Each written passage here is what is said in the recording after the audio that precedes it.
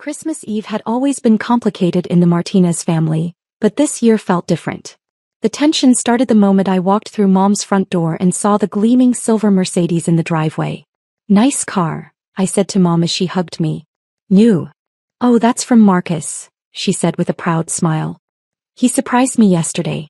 Says I deserve to drive something luxurious in my golden years." My brother Marcus appeared from the kitchen, wearing his usual smug expression. At 35, he'd built a successful career as a financial advisor and never let anyone forget it. His wife Jennifer followed behind him, carrying their twin daughters. "Hey, little brother," Marcus said, not quite managing to hide his condescension. "Still driving that old pickup truck?" "It gets me where I need to go," I replied calmly. "David, you need to think bigger," he continued. "Mom's been telling us about your little auto repair shop. Maybe it's time to consider a real career path." I'd been hearing variations of this conversation for the past 8 years, ever since I'd left my corporate job to open Martinez Motors. What my family saw as a small-town garage, I'd quietly built into something much larger. But explaining that felt unnecessary when they'd already made up their minds about my life choices.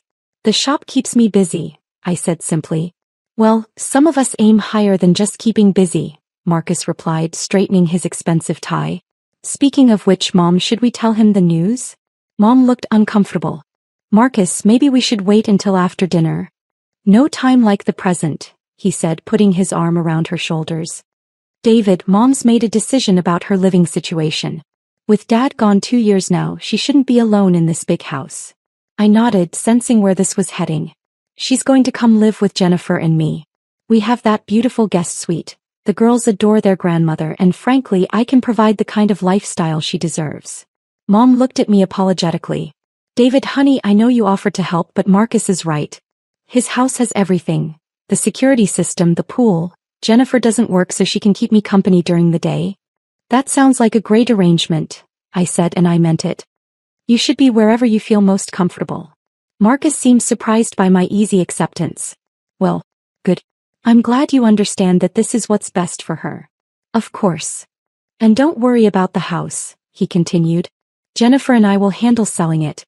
The real estate market is strong right now, and Mom deserves to get top dollar." Throughout dinner, Marcus dominated the conversation with stories about his latest investment successes and his plans for Mom's future.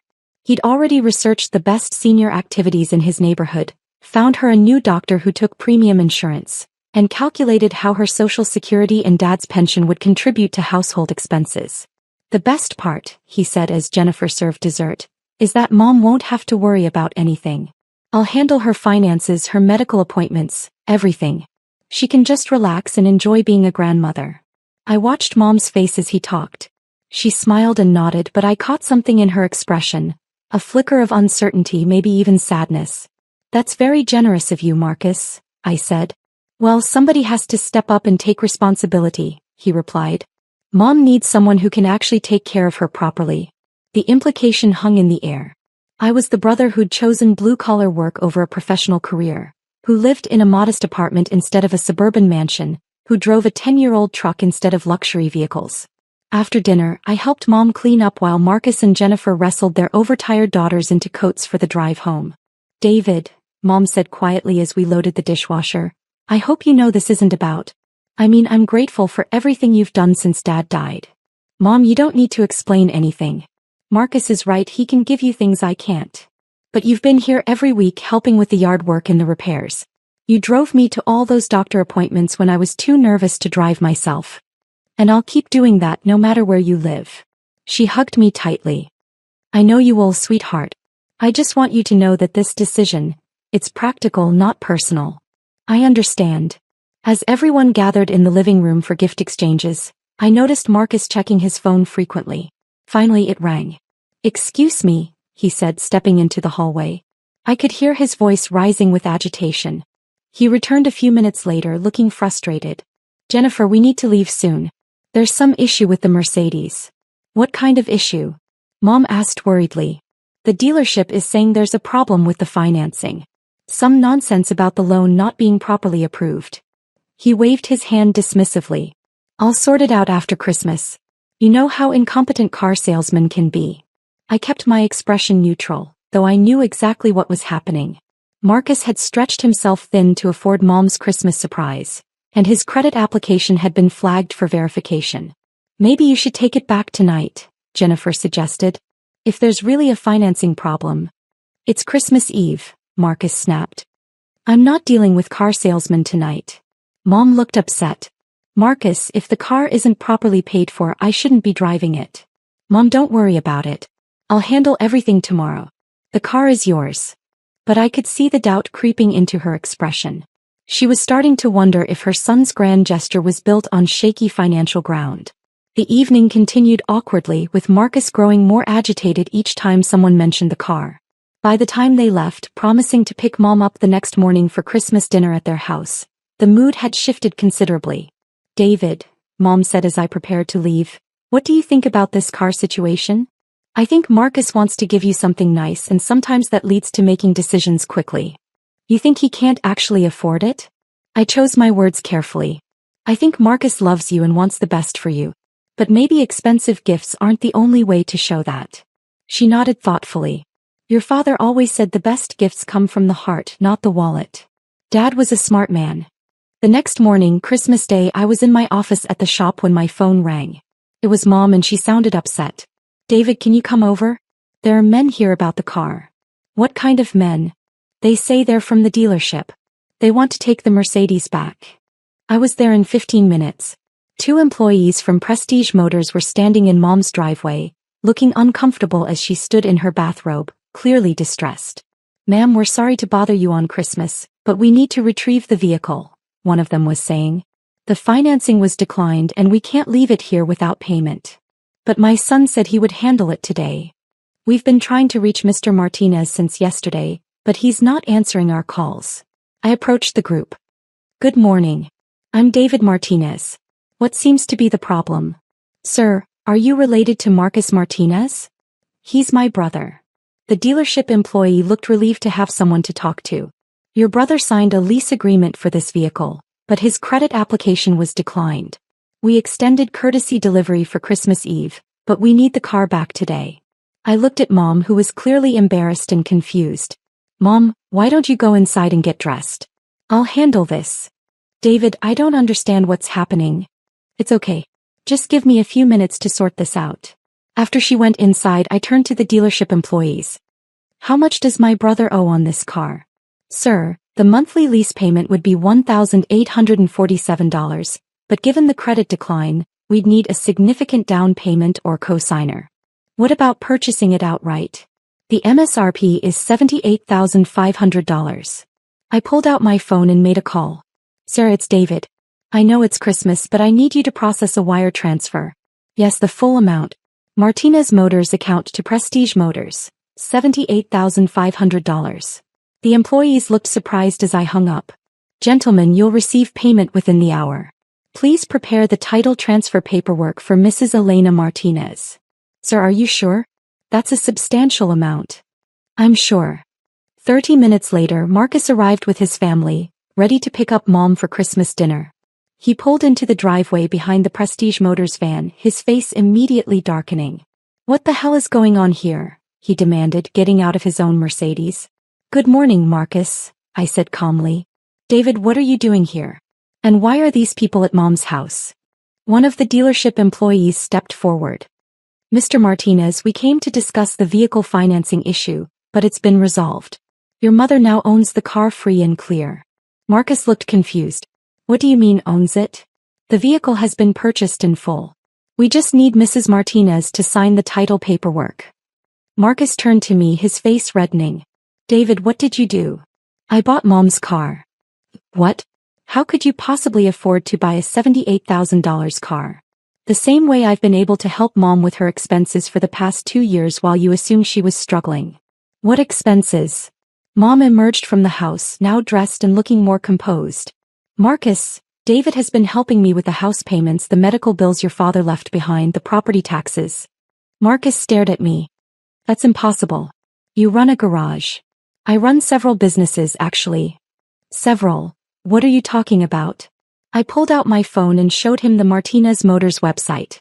Not the small repair shop page he'd seen, but the corporate site showing our 12 locations across 3 states. Martinez Motors has been the largest independent automotive group in the region for 4 years running, I explained calmly. We do everything from repairs to sales to custom builds. Marcus grabbed the phone, scrolling through the website in disbelief. This says you employ over 200 people. 248 as of last month. And you own all of this? I built it from the ground up, yes. Jennifer approached, looking at the phone over Marcus's shoulder. Marcus, it says here they had $47 million in revenue last year. That was a good year for us, I acknowledged. Marcus was staring at me like he'd never seen me before. David, why didn't you tell us? You never asked. Every time we talked, you'd lecture me about getting serious about my career. It seemed easier to let you think what you wanted to think. But you live in that apartment. I like my apartment. It's close to work and I don't need much space. And your truck is reliable, practical, and has sentimental value. Dad taught me to drive in that truck. Mom was looking between us with growing understanding. David, when you offered to help me after your father died. I meant it, Mom. I've been helping because I wanted to, not because I had to stretch my budget. Marcus sat down heavily on Mom's front steps. I don't understand. If you have all this money, why did you let me think I was the successful brother? Because you needed to think that. And because success isn't just about money, Marcus. What do you mean? I mean, you've built a good life. You have a beautiful family, a career you're proud of, a nice home. The fact that my business happens to be larger doesn't diminish what you've accomplished. Marcus was quiet for a long moment. But I've been treating you like you were the failure in the family. I know. And you just let me. I let you because arguing about it wouldn't have changed anything. You saw what you needed to see. Jennifer approached carefully. David, we had no idea. Marcus talks about wanting to provide for your mother, but we've been struggling just to manage our own bills. There's no shame in that, I said. Raising twins is expensive.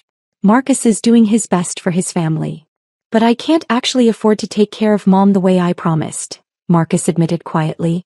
The guest suite needs renovations we can't pay for. My insurance doesn't cover additional family members. And honestly, the Mercedes was financed at 23% interest because my credit is maxed out from the house down payment. Mom sat down beside him. Marcus, why didn't you tell me you were struggling? Because I wanted to be the son who could take care of you. David always seemed so content with his small life. I thought I was the one who made it, who could provide for family. You did make it, I said firmly. You have a profession you're good at, a family that loves you, and you've built something to be proud of. But not like you. Not like me. But that doesn't make it less valuable. The paperwork was completed and the Prestige Motors team left. We stood in the driveway, the gleaming Mercedes between us like a symbol of everything that had been misunderstood. Mom, Marcus said finally, I think maybe you should stay in your own house. Marcus. No, I mean it. David's right, I can't actually provide what I promised. And honestly, after seeing how you've been managing with his help, maybe you don't need to move anywhere. Mom looked at both of us. What I need is both my sons in my life. David, your help has been wonderful, but I don't want you to feel obligated to support me financially just because you can. It's not an obligation, Mom. And Marcus, I don't need grand gestures or expensive gifts. I need my family to be honest with each other. Marcus stood up and walked over to me. David, I owe you a massive apology. You don't owe me anything. Yes, I do. I've been condescending and dismissive for years. I assumed because you chose a different path it was a lesser path. Marcus. Let me finish. You've been quietly taking care of our mother while I was bragging about my plans to take care of her. You built something incredible while I was lecturing you about success. And you never once made me feel small about it, even when I was making you feel small. I extended my hand to him. We're brothers. That's what matters. He ignored my hand and hugged me instead. I'm proud of you, David. I should have said that years ago. I'm proud of you too. As we headed inside for a very different Christmas dinner than any of us had planned, Mom linked arms with both of us. You know what the best part of today is? She said. What? We asked together. I get to keep my house, my independence, and both my sons. And, she added with a smile, I have a very nice car to drive to visit my granddaughters. Marcus laughed. Mom, about that car. David basically bought you a Mercedes for Christmas. Actually, I said, I bought it so you could give her the Christmas gift you wanted to give her. The car was your idea, your gesture. I just made sure the paperwork worked out. Marcus stopped walking. You're going to let me take credit for buying her a car you paid for? I'm going to let you take credit for caring enough about our mother to want to give her something special. David, that's too generous. Marcus, for 8 years you've been telling me to think bigger about my career. Maybe it's time for both of us to think bigger about being brothers. That afternoon, as we sat around Mom's dining room table, the conversation was completely different than any Christmas we'd had in years. Marcus asked genuine questions about my business and I asked about the challenges of his work in raising twins. You know what's funny? Marcus said as we were having coffee. All this time I thought I was the brother who had it figured out. You do have it figured out just differently than I do. But you're running a multi-million-dollar business empire. And you're raising 2 little girls who think you're the smartest, strongest man in the world. Which one of us is really more successful? Mom smiled watching us talk. Your father always said success isn't about comparing yourself to others. It's about using your gifts to take care of the people you love. Dad was smart, Marcus said. Though I bet he would have gotten a kick out of David secretly being a business mogul while driving around in his old truck. Dad would have been proud of both of you, Mom said. David for building something from nothing and Marcus for trying to take care of his family even when it meant stretching beyond your means. As evening approached and Marcus's family prepared to leave, he pulled me aside. David, I have a confession. What's that? Part of me is relieved that I don't have to figure out how to afford taking care of Mom. I love her, but honestly, I was terrified about the financial reality of what I'd promised. That's not a confession, that's honesty. Taking care of aging parents is expensive and complicated. But I still want to help. Then help. Spend time with her. Include her in the girls' activities. Let her teach them to cook her recipes. That stuff matters more than money anyway. You really mean that? Marcus, I can buy her cars and pay her bills, but I can't give her granddaughters or the pride of watching her son succeed in his career. We both have gifts to offer. Marcus nodded thoughtfully. Maybe we could work together on this. What do you mean? Well, you're good with the financial stuff and I'm good with, I don't know, the day-to-day family stuff. Maybe instead of competing to be the better son, we could just be better sons together. I smiled. I like that idea. As they drove away, Mom and I stood in the driveway next to her new Mercedes. It's a beautiful car, she said. Marcus has good taste. David, can I ask you something? Of course. Are you happy? I mean really happy with your life? I thought about it. I am, Mom. I love my work, I love being able to help you, and I love having my family back. Even when Marcus was being awful to you? Marcus wasn't being awful. He was being protective of what he thought was his role in the family. I understand that. She squeezed my arm. Your father would be so proud of both of you. I hope so. I know so. He always said the measure of a man isn't what he builds for himself, but what he builds for others. As I drove home that evening in my old pickup truck, I reflected on the day. Marcus wasn't wrong that I could have corrected his assumptions years ago. But there had been something valuable in letting him believe he was the successful brother. It had motivated him to work hard, to strive, to want to provide for family. Now that the truth was out, we could build a different kind of relationship, one based on mutual respect rather than perceived hierarchy. Marcus could stop trying to prove he was more successful than me, and I could stop hiding my success to protect his ego. The best part was that Mom would get the best of both worlds: financial security and emotional support, practical help and family connection. Sometimes the most successful ventures aren't the ones that generate the most revenue. Sometimes they're the ones that bring families closer together, that allow brothers to see each other clearly for the first time in years, and that prove success comes in many different forms. Marcus had been right about one thing: Mom deserved the best. She deserved sons who supported each other instead of competing, who were honest about their strengths and limitations, and who worked together to ensure she felt loved and cared for. And sometimes the best Christmas gift you can give someone isn't a luxury car or financial security. Sometimes it's the gift of letting them discover that their family is stronger, more capable, and more loving than they ever realized. As I pulled into my apartment complex, I made a mental note to call Marcus in a few days. We had a lot of lost time to make up for, and I was looking forward to getting to know my brother. Not the image he'd been projecting, but the man he actually was. Success, I'd learned, was much more complicated and much more rewarding than any of us had understood. The whole thing started 3 months ago when Victoria announced her engagement to Derek at our monthly family dinner. Mom immediately started gushing about wedding plans while Dad pulled out his checkbook, ready to fund what he called the social event of the decade. We're thinking the Rosewood Vineyard Estate, Victoria said, scrolling through photos on her phone. It's only $85,000 for the venue, plus catering, flowers, photography. She paused dramatically. Around $200,000 total. Whatever my princess wants, Dad beamed, already calculating numbers in his head. I was sitting quietly at the end of the table picking at my salad when Victoria's eyes landed on me. Oh, and Maya, I know money's tight for you right now, but I really want you as my maid of honor. We can find you something affordable to wear. That's very thoughtful, I replied softly. Maybe something from Target? She continued with a laugh. I mean, we can't have you looking out of place next to my Stanford sorority sisters. Mom nodded sympathetically. Victoria's right, honey. This is going to be photographed for the society pages. We want you to feel comfortable but also appropriate. I'd grown used to these conversations over the years. Ever since dropping out of law school to pursue what my family called that computer thing, I'd become the designated family disappointment. While Victoria climbed the corporate ladder at Dad's investment firm, I spent my days in coffee shops with my laptop, working on what they assumed were freelance projects that barely paid the bills. What they didn't know was that computer thing had turned into Data Flow Solutions, a cloud infrastructure company I'd built from nothing. 3 years ago, a major tech corporation had acquired us for $340 million. My 60% stake had made me exceptionally comfortable, though I'd kept living in my modest one-bedroom apartment and driving my reliable Honda Civic. The family never asked about my work beyond polite inquiries about whether I was still doing that coding stuff. They assumed my simple lifestyle meant I was struggling financially. It was easier to let them think that than explain how I'd accidentally built a tech empire while they weren't paying attention. Have you put a deposit down on Rosewood? I asked Victoria. Not yet, she sighed. They're requiring $50,000 upfront, and with Derek's student loans we need Dad's check to clear first. But the wedding coordinator assured me we're first on the list.